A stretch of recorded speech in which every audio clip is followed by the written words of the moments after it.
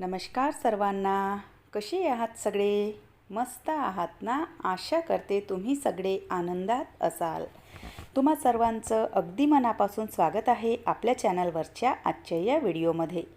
तर आजच्या व्हिडिओची सुरुवात अगदीच अशी सकाळच्या 5:30 वाजेपासून झालेली आहे. आणि आता बघा जसजसा उन्हाळा वाढत चालला आहे तर तसतसं बघा 5, 5:15 या दरम्यानच बाहेर ना छान असं उजेडून जातं. नाहीतर थंडीच्या दिवसांमध्ये 6 आणि 6:30सुद्धा वाजून जातील तरी बाहेर ना इतका अंधार असतो. पण आता ना मस्त छान असं 5, 5:15ला अगदी असा चक्क उजेड पडतो बाहेर. तर म्हटलं चला मस्त छान असं थोडंसं बाल्कनीमध्ये येऊन उभं राहावं. आणि माझे जे झाडं आहेत तर ते मागे बघा पूर्ण ना असे भाजल्यासारखे झाले होते, पण हळूहळू आता ते ना त्यांच्या नॉर्मल रूपामध्ये येत आहेत. तर उठल्या उठल्या सकाळी सकाळी म्हणजे सकाळी उठल्याच्या नंतर मला एक सवय आहे, ती म्हणजे देवांना नमस्कार करण्याची. आणि म्हणजे बघा दिवसाची सुरुवात ना ही अशीच व्हायला हवी की उठल्या उठल्या आधी देवांना नमस्कार करून घ्यायचा आणि त्यानंतरच मग आपल्या दिवसाची सुरुवात करायची. तर छान असा देवांना नमस्कार वगैरे करून घेतला आणि त्यानंतर माझ्या दिवसाची जी सुरुवात आहे तर ती होते कोमट पाण्याने. म्हणजे कोमट पाण्यामध्ये थोडंसं शहद आणि त्यामध्ये थोडंसं लिंबू वगैरे पिळून घेते. आणि ते जे पाणी आहे तर ते सकाळी उठल्या उठल्या मी घेते. बऱ्याच वेळा आपण काय करतो की चहा किंवा कॉफी तर असे पदार्थ सकाळी उठल्या उठल्या घेतो. पण त्यापेक्षा सकाळी उठल्या उठल्याना आधी पाणी प्या आणि त्यानंतर मग चहा किंवा कॉफी घ्या. तुम्ही लिंबू किंवा शहद जर तुम्हाला आवडत नसेल तर साधं पाणी प्या, कोमट पाणी प्या किंवा साधं पाणी प्या. पण आधी पाणी प्यायचं आणि त्यानंतर मग चहा कॉफी जे काही आहे ते घ्यायचं. तर सध्याच्या जे रुटीनमध्ये आहे तर मी थोडीशी जी एक्सरसाइज आहे तर ती चालू केलेली आहे. म्हणजे एक्सरसाइज असो किंवा वॉकिंग असो तर सकाळचं हे मी थोडंसं चालू केलं आहे. कारण सध्याच्या पिरियडमध्ये ना हेल्थ इश्यू जे आहेत तर ते थोडेसे जास्तच भेडसावत आहेत. तर त्यामुळे मग म्हटलं की स्वतःकडे थोडंसं लक्ष देणे ना खूप गरजेचं झालं आहे. तर म्हणून मग वॉकिंग किंवा एक्सरसाइज करत असते. सध्या आता हे काही आहेत नाही, नाहीतर त्यांच्यासोबत सकाळच्या सैरसपाटा मारायला मी जायची. पण आता ते काही आहेत नाही तर म्हणून मग घरच्या घरीच अशी सकाळी सकाळी ना एक्सरसाइज करून घेते. ती आटोपली की त्यानंतर मग बाहेरचं जे काही झाडणं पुसणं असतं, म्हणजे उंबरठ्याच्या बाहेरचा जो परिसर आहे तर तिथे आधी ना झाडून घेते, छान पुसून घेते. आणि सकाळी सकाळी उठल्या उठल्या बघा दाराच्या बाहेर ना थोडंसं पाणी शिंपडून घ्यायचं आणि कपडा फिरवून घ्यायचा तिथे. तर ते सकाळचं म्हणजे माझं ठरलेलंच असतं. तर त्यानंतर मग जी रांगोळी आहे तर ती रांगोळी काढून घेतली. दाराच्या समोर ना अगदी छोटीशी जरी आपण रांगोळी काढली तरी ना वातावरण बघा इतकं छान वाटतं आणि इतकं प्रसन्न वाटतं. आणि दाराच्या बाहेर ना खूप म्हणजे सुंदर दिसते. ही छोटीशी जरी रांगोळी असली तरी खूप सुंदर दिसते. रोज सकाळी सकाळी ना अशा म्हणजे सुंदर पद्धतीने मी रांगोळी काढते. पण थोड्या वेळाच्या नंतर ती जी रांगोळी आहे तर ती सगळी अशी ना पुसल्या जाते. एकतर सासूबाईचा गाऊन किंवा मग जे चिल्लर पिल्लर मंडळी असतात तर त्यांच्याकडून ती रांगोळी पुसली जाते. म्हटलं चला असू द्या, पुसली जाईल तेव्हा जाईल, पण सकाळची अशी सुंदर रांगोळी काढायला काय फरक पडतो. तर म्हणून मग छान अशी बाहेर सुंदरशी रांगोळी काढून घेते. आणि त्यानंतर मग वेळ असतो तो म्हणजे माझ्या चहाचा. बरं, सकाळचं जे लिंबू पाणी वगैरे आहे ते कितीही घेतलं तरी चहाशिवाय काही मला एनर्जी येत नाही. म्हणून मग मस्त छान असा जो चहा आहे तर तो घेऊन मी इथे येऊन बसते माझ्या बाल्कनीमध्ये.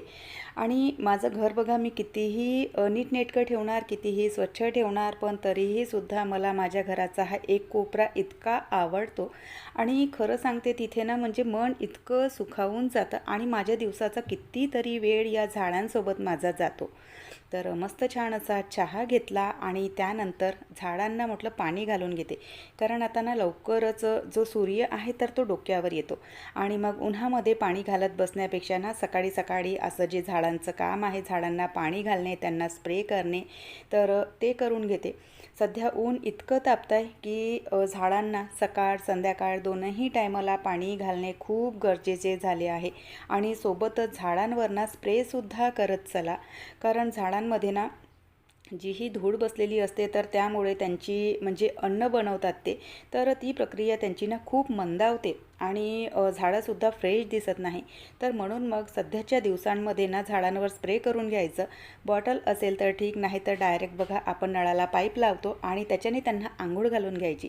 तर त्यांनासुद्धा छान वाटत असेल, म्हणत असतील अरे वा वा, आज आपल्यालासुद्धा छान अशी थंडगार पाण्याने आंघोळ झाली. तर मस्त त्यांना असं स्प्रे करून घेतलं. मागे ना खूप दिवसाच्या आधी मी तुम्हाला एका व्हिडिओमध्ये सांगितलं होतं की माझं एक झाड पक्ष्याने खराब केलं. तर तिथे ज्या पक्ष्याने अंडी दिलेली होती तर त्यातून ना मस्त छान असे बच्चू जे आहेत छोटे छोटे, तर ते बाहेर आलेले आणि ते मोठेसुद्धा झाले. एक तर उडून गेला आणि दुसरा सध्या तिथेच आहे. तर तो सुद्धा उडेल 1-2 दिवसामध्ये. तर झाडांचं आटोपलं की त्यानंतर मग ना घरातल्या साफसफाईला मी सुरुवात केलेली आहे. तर झाडं काढण्याच्या आधी आणि फरशी पुसण्याच्या आधी जेही बेड वगैरे असतात किंवा सोफे असते तर ते मी सगळे झटकून घेते आणि त्याच्यानंतर झाडत काढणं, सोफे पुसणं हे जे सगळं काम आहे तर ते माझं चालत असतं. आणि हे जे रुटीन आहे माझं ना, तर खरं तुम्हाला सांगते म्हणजे इतकं आवडतं मला हे, की सकाळी उठल्या उठल्या ना मस्त छान अशी सगळी साफसफाई होऊन जाते आणि सगळे जे कामं आहेत तर ते सकाळी सकाळी मस्त असे आटोपून जातात. आणि या रुटीनमध्ये ना खरंच घर मन सगळं इतकं प्रसन्न वाटतं.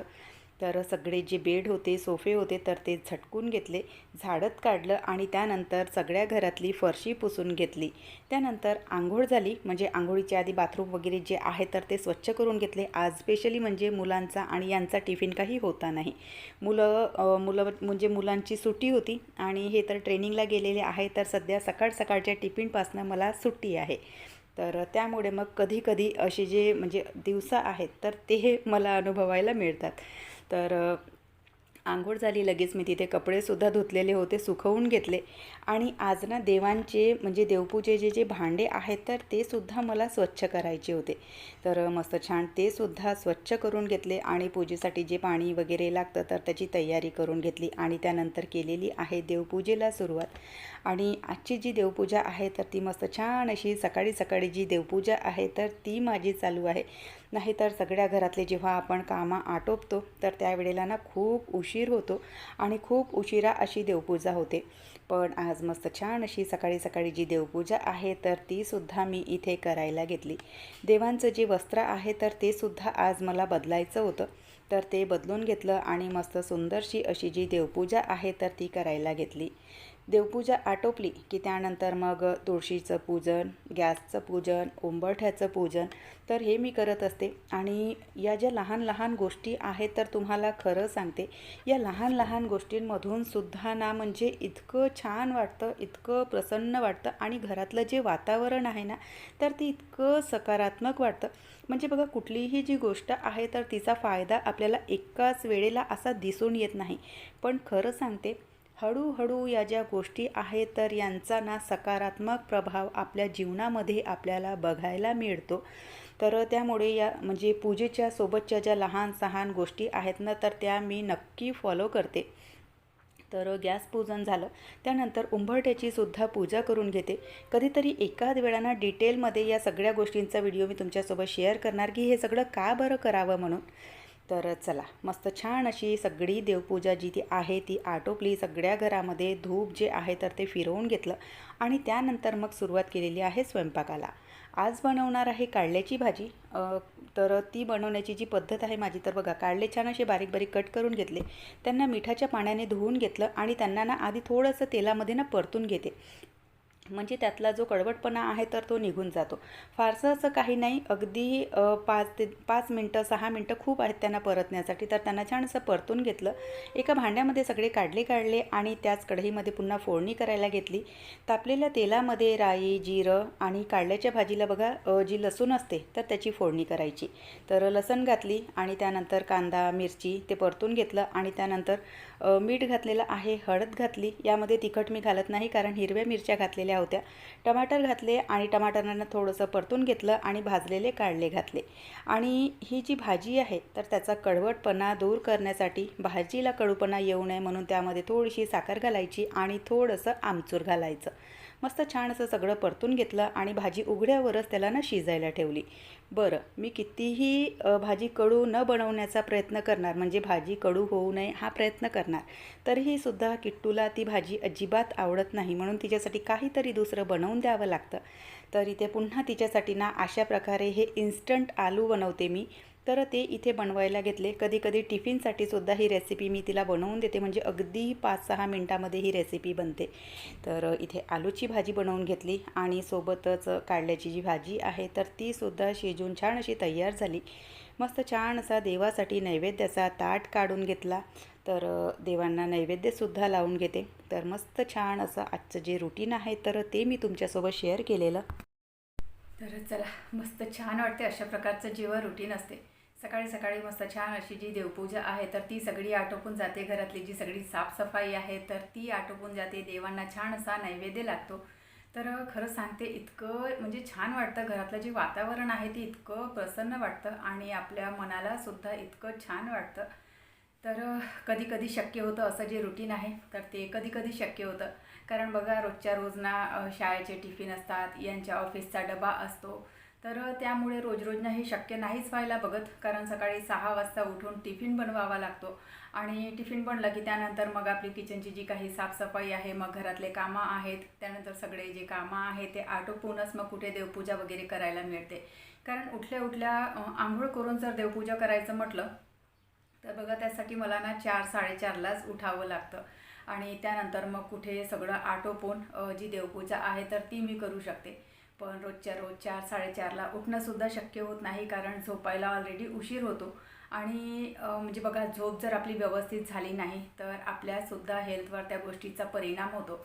तर म्हणून मग रोजच्या रोज म्हणजे सकाळी सकाळी जी देवपूजा आहे तर ती खरंच माझ्याच्याने नाहीच होऊ शकत.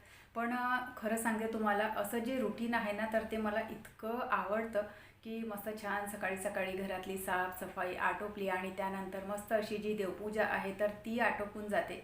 आणि सकाळी जेव्हा देवपूजा होते तर त्या नुसत्या देवपूजेनेच बघा, घरातलं जे वातावरण आहे ना तर ते इतकं सकारात्मक आणि इतकं पॉझिटिव्ह वाटतं. आणि त्याच पॉझिटिव्ह ज्या वाईब्स आहेत तर त्या बघा आपल्या आजूबाजूला, आपल्या सभोवताली असतात. तर आपलं मनसुद्धा खूप छान असं प्रसन्न आणि खूप सकारात्मक राहतं. तर म्हणून स्पेशली म्हणजे मला तरी असं जे रुटीन आहे तर ते खूप आवडतं. फॉलो नाही करू शकत मी, फॉलो माझ्याच्याने होत नाही तर तो भाग वेगळा. पण हे जे रुटीन आहे तर ते खरंच खूप आवडतं मला. तर चला, अशा प्रकारे आजचं जे रुटीन आहे तर ते मी तुमच्यासोबत शेअर केलं. जे कामं आहेत तर ते सगळे आटोपलेले आणि आता व्हिडिओची एडिटिंग आहे. कदाचित आज सायंकाळला पाहुणे येणार आहेत तर 1-2 व्हिडिओ तरी मला एडिट करून ठेवावे लागतील, म्हणजे व्हिडिओला ब्रेक नको आणि तुमच्यासोबत रोजच्या रोज माझं जे बोलणं भेटणं आहे तर ते होत राहील. तर त्यामुळे आता व्हिडिओची जी एडिटिंग आहे तर ती करून ठेवायची आहे. कोण पाहुणे येणार आहेत, जर पाहुणे आले आणि मी शूट केलं तर नंतरच्या व्हिडिओमध्ये तुम्हाला कळेलच. तर चला, आजचा जो व्हिडिओ आहे तो मी इथेच संपवते. आशा करते तुम्हाला आवडला असेल. व्हिडिओ कुठे जरी आवडला असेल तर लाईक करा. चॅनलवर पहिल्यांदा आले असाल तर सबस्क्राईब करा. बेल आयकॉनसुद्धा क्लिक करा, जेणेकरून माझ्या येणाऱ्या व्हिडिओचं नोटिफिकेशन तुम्हाला असंच मिळत राहील. व्हिडिओ कसे वाटतात ते सुद्धा न चुकता कमेंट करून सांगत चला. आपण भेटूयात नंतरच्या व्हिडिओसोबत. तोपर्यंत सगळ्यांना बाय, सगळ्यांना धन्यवाद. हर हर महादेव.